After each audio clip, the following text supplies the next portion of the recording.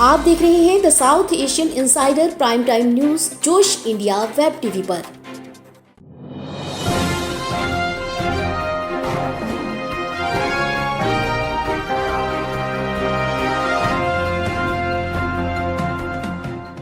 नमस्कार, आप देख रहे हैं जोश India web TV. The south Asian insider के प्राइम टाइम न्यूज बुलेटिन में देश दुनिया की तमाम बड़ी खबरों के साथ हर रोज की तरह मैं हूं गीता सक्सेना।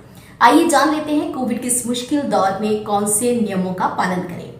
मास्क पहनिए, 2 गज की दूरी बना के रखिए और हाथों को बार बार धोते रहें। सेहतमंद रहिए, स्वस्थ रहिए और आइए आगे बढ़ते हैं आज की हेडलाइंस के साथ। देश के पूर्व प्रधानमंत्री राजीव गांधी की पुण्यतिथि पर प्रियंका गांधी और राहुल गांधी ने पिता को किया याद। मोगा के एक गांव के पास एक फाइटर जेट MiG-21 हुआ दुर्घटनाग्रस्त, हादसे में पायलट अभिनव की हुई मौत। डेरा सच्चा सौदा प्रमुख गुरमीत राम रहीम को मिली पैरोल, शुक्रवार को रोहतक की सुनारिया जेल से ले जाया गया गुरुग्राम। अफगानिस्तान में सड़क किनारे हुए बम धमाकों में एक ही परिवार के 9 सदस्यों सहित 13 लोगों की मौत। बॉलीवुड और Hollywood star Priyanka Chopra corona पीड़ितों की मदद के लिए जुटा रही है फंड। गिव इंडिया संस्था के साथ मिलकर जुटाए करीब 22 करोड़ रुपए। IPL 2021 अनिश्चितकाल के लिए स्थगित होने के बाद क्रिकेट फैंस के लिए बड़ी खबर, जानिए क्या है खास। और अब पेश है खबरों का विस्तार।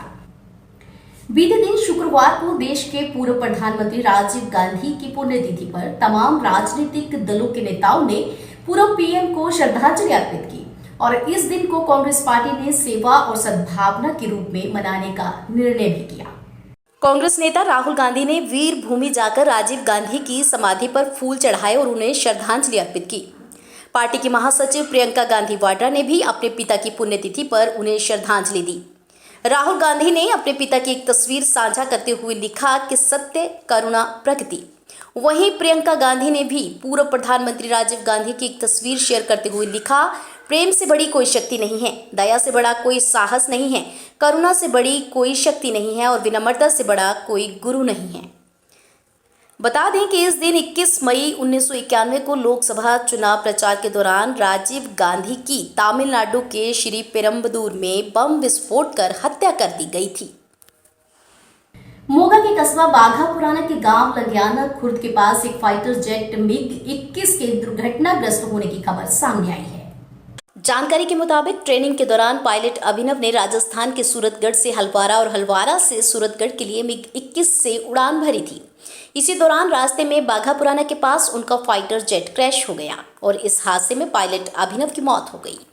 मोगा में देर रात हुए विमान क्रैश हादसे का शिकार हुए पायलट अभिनव मेरठ के गंगानगर के रहने वाले थे।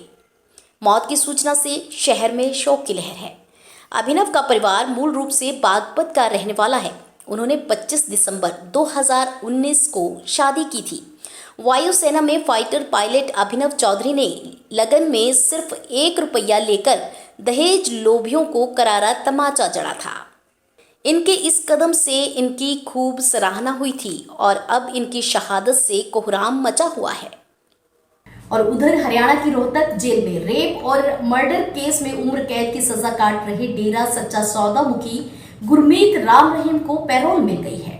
गुरमीत को शुक्रवार को रोहतक की सुनारिया जेल से कड़ी सुरक्षा के बीच गुरुग्राम ले जाया गया। बता दें कि गुरमीत राम रहीम ने 17 मई को सुनारिया जेल सुपरिटेंडेंट सुनील सांगवान को पैरोल के लिए आवेदन दिया था। इससे 6 दिन पहले ही राम रहीम की तबीयत बिगड़ने पर उसे PGI रोहतक में भर्ती कराया गया था। यहां गुरमीत ने परिवार वालों और हनीप्रीत से मिलने की जिद भी की थी, पर PGI के मेडिकल बोर्ड ने उसके स्वास्थ्य की जांच करने के बाद उसे वापस जेल भेज दिया था। बता दें कि राम रहीम इससे पहले भी कई बार पैरोल के लिए अर्जी लगा चुका था, जो हर बार सुरक्षा के कारणों के चलते खारिज हो जाया करती थी। हालांकि पिछले साल राम रहीम की मां तबीयत बिगड़ने पर मेदांता गुरुग्राम में दाखिल हुई थी और उस वक्त राम रहीम को 1 दिन की पैरोल गुपचुप तरीके से दी गई थी और इस पर हरियाणा सरकार की काफ़ी आलोचना भी हुई थी। गौरतलब है कि गुरमीत राम रहीम को 2 साध्वियों से दुष्कर्म के मामले में 20 साल की सजा और पत्रकार की हत्या के मामले में उम्र कैद की सजा मिली है।